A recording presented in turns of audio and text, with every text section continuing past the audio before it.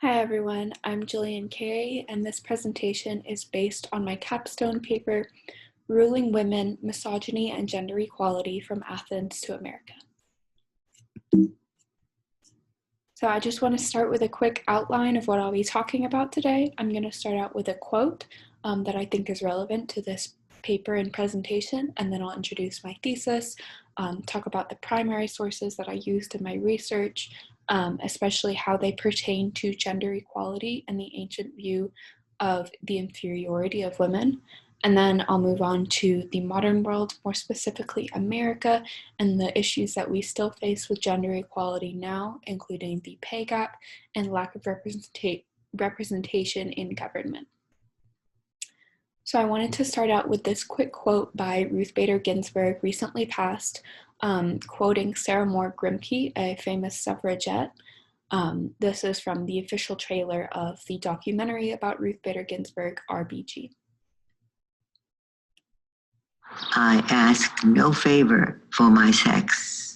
All I ask of our brethren is that they take their feet off our necks.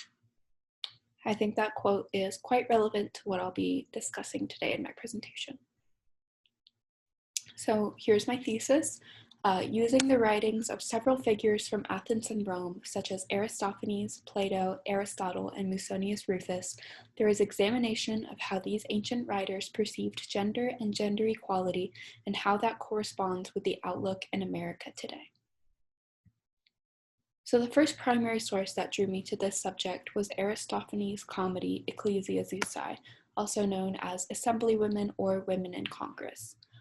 From there, I looked into Plato's Republic, specifically Book 5, which has many of the same themes. And then I also looked at Aristotle and Hesiod from ancient Greece. And in Rome, I looked specifically at the Stoic Musonius Rufus. So looking at Ecclesiazusai first, in this play, in this comedy, the women of Athens, wives of citizens, disguise themselves as men and infiltrate the assembly in order to convince the men there that women should be in charge and hold power in the government. They succeed at this using several arguments, and they are put in charge of the government and institute a new society and new policies in Athens. This structure that they put in place has been described by many scholars as a communist society and structure, as they share a common pool of resources and share many of the things, including children, living spaces, money, etc. There is no crime, as there is no need for it, according to the women, because everything is shared. Like I said, children are raised commonly and do not know who their fathers are because sexual partners are chosen by lot, with the so-called undesirables of society having the first pick of who they have children with so that it's fair. Some of these aspects are also seen in Republic by Plato in Book 5, in which Plato describes his mentor Socrates having a conversation with three men, Polemarchus, Glaucon, and Thrasymachus. Socrates is kind of proposing a society in which girls and boys have an equal education, women are included and encouraged to join the military as well. And again, all goods are shared in this society, and it's again what is described as a communist society. Children are raised commonly because, again, sexual partners are chosen by lot, just like in Ecclesiazusai, but unlike in Ecclesiazusai, the so-called best of the best get first pick of having sexual partners and having children so that there is a better breed of children, essentially. There's some interesting notes between these two that I wanted to look at and talk about a bit more. One is the theme of communism in the societies that were completely equal. It's interesting that in the play and as well in Plato's writings that there is this kind of theme of a communist structure that several other scholars have put that label on. It also seems to indicate some form of radicalization that came with women gaining power in the society. Another interesting note is the sexual partners and how those were chosen when everything became equal, although within the two primary sources, the intention changed. So in Ecclesiazusae, it was made to be fair, and the emphasis was on being fair, while in the Republic, the emphasis was on creating the best of the best. So the most beautiful, the most strong, the most intelligent. However, it is also interesting to note that both of these societies, or both of these proposed societies, still had slavery as a part of them. So not everything was equal. Some other primary sources that I wish to talk about with gender equality, another one is also by Plato, but he writes about Aristophanes actually in his speech in the Symposium. And I just want to play this quick clip from Hedwig and the Angry Inch singing The Origin of Love, because it actually describes what Aristophanes is talking about in the Symposium. Now there was three sexes, then one that looked like two men glued up back to back. They called the children of the sun, and similar in shape and death was the children of the earth. They looked like two girls rolled up in one, and the children of the moon was like a fork shoved on a spoon. They was but son, father, but daughter, but son. So I wanted to put this in because it seems to imply a natural equality of the genders. There is an all-male form, an all-female form, and a form with both genders, which seems to imply that they are equal in a way. Then moving far on into ancient Rome and the Stoic Musonius Rufus, who had two lectures which specifically talked about gender equality. The first is that woman too should study philosophy, and the other is, should daughters receive the same education as sons?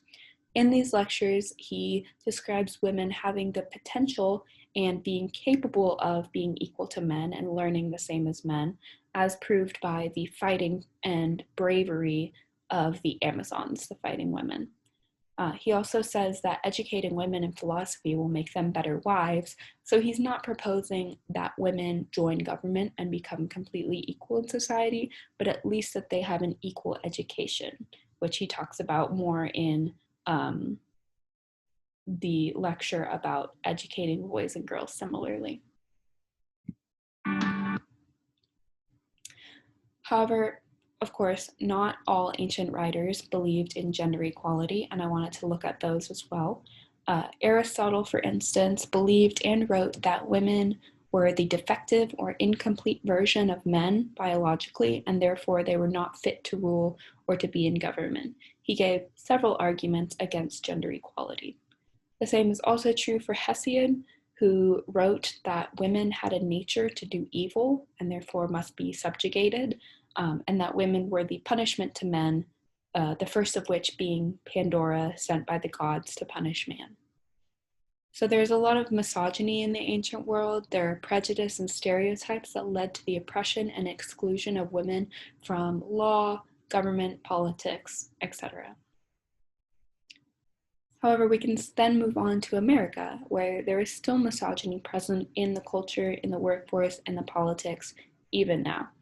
However, we can also see that comedy and entertainment, just like in Ecclesiazusae, is still used to examine the role of gender and the role of misogyny in our world today. For instance, to the right here is Tina Fey, Kate McKinnon, and Amy Poehler portraying parodies of famous female politicians on Saturday Night Live.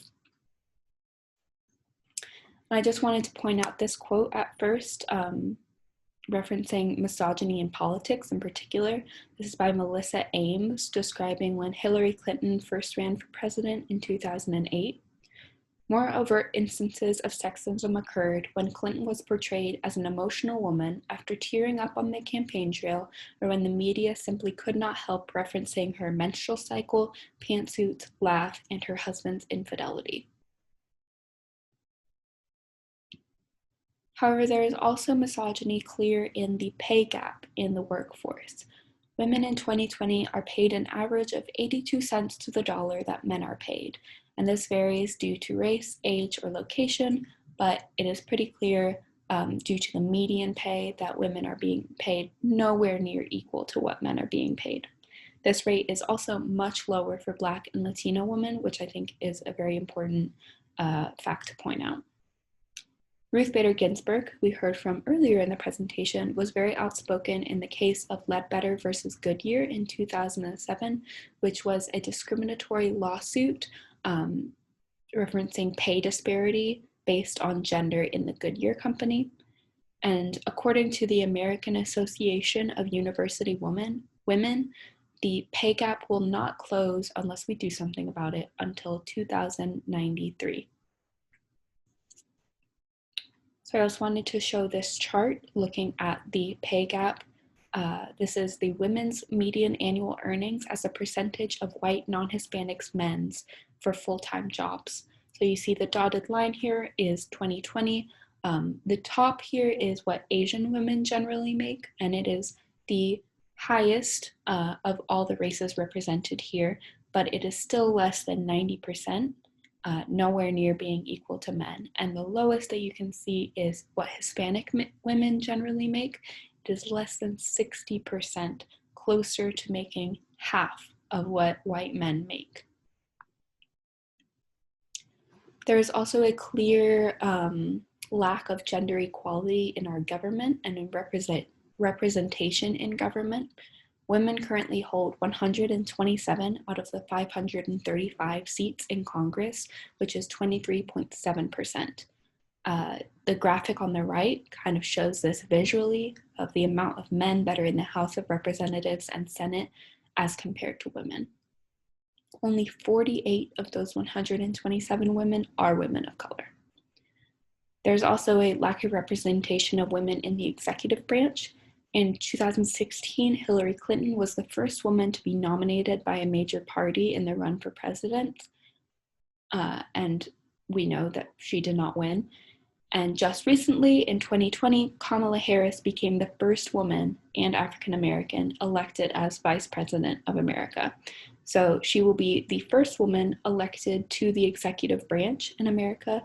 However, this has just recently happened. And she's still only the vice president. We still do not have a female president. In conclusion, there has been much discussion of gender and gender equality in the ancient world, as there still is today, and there has been a lot of misogyny in the ancient world leading to the exclusion of women, as there still is today. Women are still excluded today. Modern America still does not have gender equality, and we can maybe imagine a time when we do, and we maybe are working towards that, but it might not look like what Aristophanes and Plato described in their works or what they imagined it might look like. It doesn't necessarily involve communism. And just like in the ancient world, like in Ecclesiastes, media and culture and comedy is still a vital way to examine our society and our roles within it, especially concerning gender. And that's the end. Thank you so much for listening. Here are my sources.